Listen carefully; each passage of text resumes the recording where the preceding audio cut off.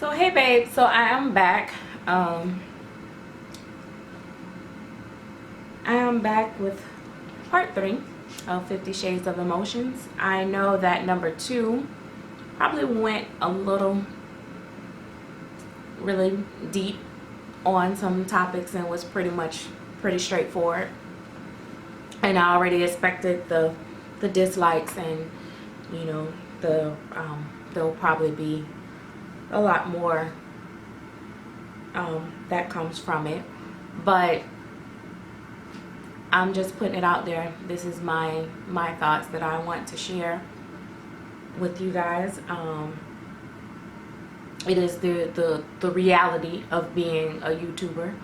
A lot of people come on and they say, hey, I like for people to keep it real. I want the real. I want to know the truth. I don't want to be sugar coated. I don't like fake people. But sometimes I have to really question that, because when people do share their honest opinions or views, it's like they are jumped on or bashed or whatever. So I'm not sure that the community really wants to know the truth, or the real, as we say. My point is to basically just let my subscribers know, my friends out there know that are messaging me, that yes, I see the same things you see, and it is what it is. Some things may not be as serious to me as one may think, but I get it.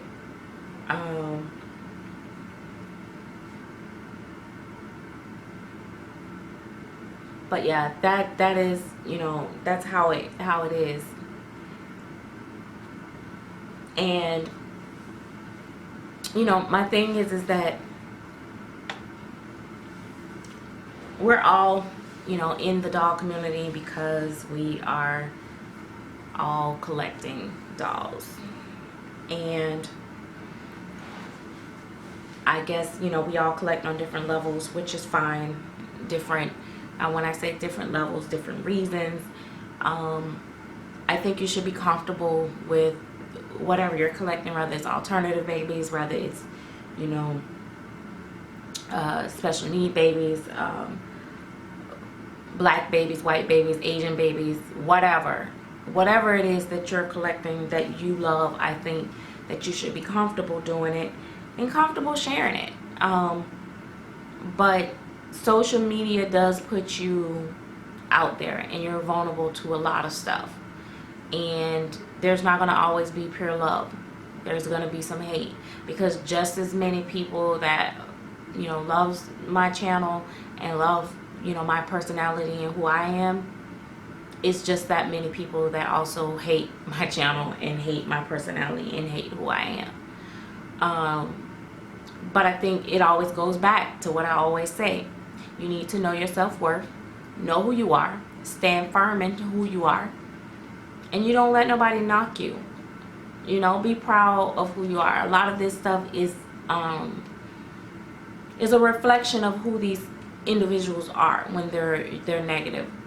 Now, granted, everything that I mentioned as far as the difference of the videos and stuff like that, some people don't mean no harm. They are just trying to establish their channel and build up their subscribers, and they are doing it the way that they are trying, they think that might work, and there's nothing wrong with that.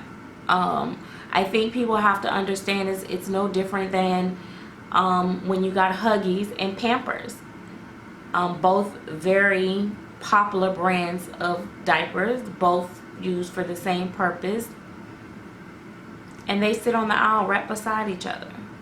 And some people are going to grab Huggies, and some people are going to go grab Pampers, and some people are going to grab both.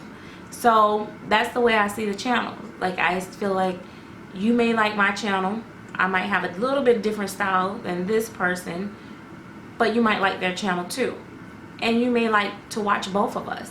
So that's where I say I don't understand why people feel like they have to attack other people in order to build their channel up or build themselves up in the community, as artists, collectors, whatever. Because, you know, I just find it, I'll be honest, I find it distasteful. I find it hurtful when it comes from people that I've, like, you know, given shout outs to, or, you know, shared their videos trying to boost their subscribers and their exposure to their channel, and then they squat on me. Like, when we started doing that, like, why? Like, it's not logical. Like, it's like the old people saying, and you know, I'm very old fashioned, so it's like, don't bite the hand that feeds you, so to speak, saying. Not that I feed any of you guys, because I definitely don't, but I'm just saying that that's the way I see things. Like, I'm not going to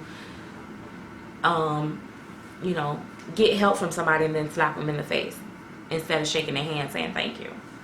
That type of thing. I'm also not going to be upset if we don't like the same type of babies. If we, you know, if your taste is different from my taste, that's fine. That's perfectly okay. I don't expect everybody to be a huge Natalie Blick fan. I don't expect everybody to be a huge, you know, Claire Taylor fan. I don't expect people to be a huge Bonnie Brown fan. Everybody's gonna like different things. I'm being exposed to different dolls that I hadn't seen, like some of the Ashton Drakes and the Paradise Gallery, the BJDs, and I'm like, oh my gosh, maybe I should see them, because I don't know if I'll like them, but maybe I will. And it's like, that is what I feel like the sharing on the channel is supposed to do. Like, it kind of gives you an option to view all these things in motion without actually having to spend your money on it. Or if somebody share their experience and say, oh my God, you know, this is just wasn't what I expected, or this was more than what I expected, it's like, okay, yeah, I want to buy that, or no, I don't want to buy that. It gives you more of that type of, you know, reference, if that's using the right thing. And, you know, the funny thing is, another thing, speaking of using the right words, you know, I find it funny that, you know, people will come on and critique my speaking abilities,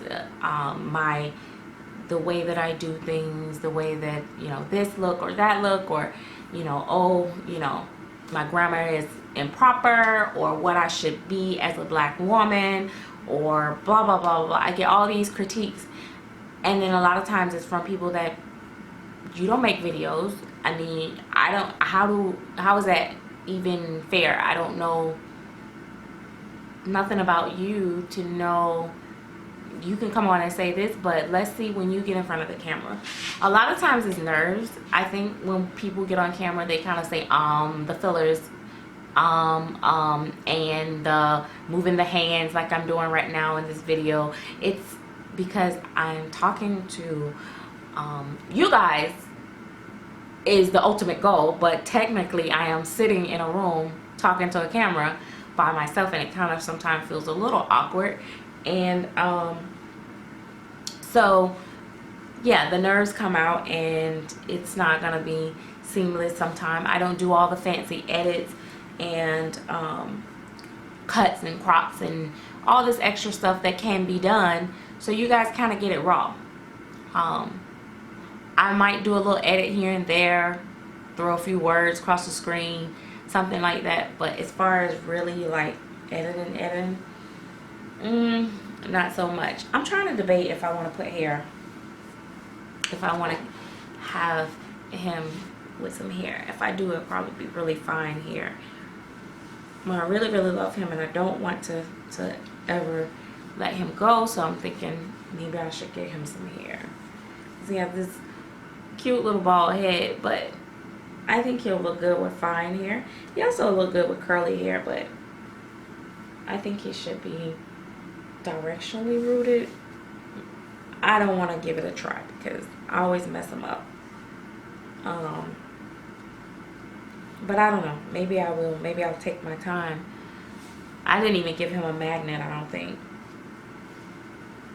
So he's like definitely different. But anyway, so I just wanted to get into that. And you know, it's just, the collecting itself is already an emotional process. But being a YouTuber is just a whole nother level. We just really open ourselves up to a lot. The judging of the fact that we collect these dolls, the judging of the fact that we play with them on camera, the fact that we may not be perfect in our delivery of the video, all of that is just an emotional roller coaster, and you're just subject to a whole lot. And as I do it more and more, I began to grow, and I began to learn where I make mistakes at. Some things I probably could leave out. Like, I probably could have left part 2 out if I didn't want it to come back to me. But I feel like I'm already under attack anyway. I feel like there's people that's coming for me regardless of what I do. They just want me gone. But I'll tell you what I really feel about that.